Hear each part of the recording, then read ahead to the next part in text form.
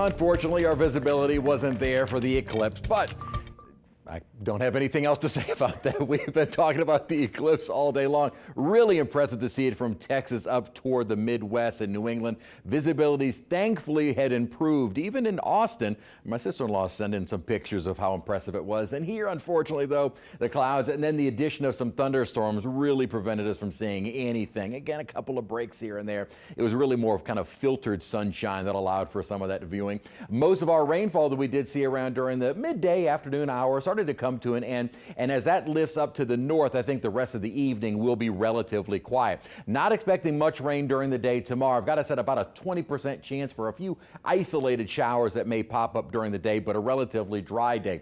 Different story though as we head into Wednesday. Scattered rain will begin during the morning hours, and then a line of storms will be racing through during the late morning and early afternoon. Thankfully, the storms on Wednesday, while they will bring with it a significant risk of severe weather, won't last for long. It should be a fairly quick moving line. We'll talk more about in just a moment. Had some storms across central Louisiana, and that was really the closest the severe weather threat got to us today. A little bit farther north during the day tomorrow, and then our day will be on Wednesday. 74 degrees with high humidity, dew points in the 60s, and a bit of a breeze. Winds out of the east at 14 miles an hour. Today's high 77, which is right at average, but our morning low was 10 degrees above normal. 70 was the low at Kenner, and only down to 69 degrees in Slidell, and likely very similar temperatures for tomorrow and Wednesday morning before we do see a drop in our temperatures by the end of the week and just in time for French Quarter Fest. 70s generally across the map right now with a few rain-cooled temperatures in the 60s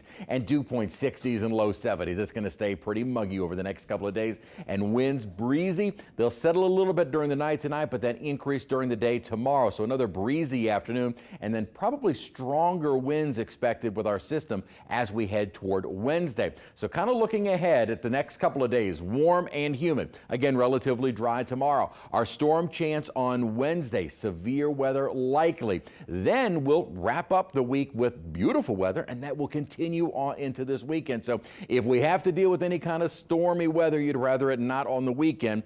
Not that we want to see severe weather at any time, but it also looks like it'll all be during the daylight hours, which is also a more positive because folks are kind of aware of what the weather is doing. So here's that severe weather that was just to our west during the day today, lifting to the north, and will be fairly quiet through the rest of the night tonight. Then we're going to be watching this upper level energy. This is a big upper trough that will be the triggering mechanism for our storms on Wednesday. This, as it closes in, will first bring in that risk of more additional severe weather, generally to our north and west during the day tomorrow. For us, it'll all be during the Wednesday time frame. And I still think a lot of the focus will be from the North Shore and more so into central Mississippi. Here's what we're looking at on our precision cast model. Storms again staying north of us during the day today, during the rest of the day today and into tomorrow. Isolated shower chances. Any real storms are going to remain well to our north. By Wednesday 5 a.m. we'll be watching kind of a complex of storms developing north and west of us.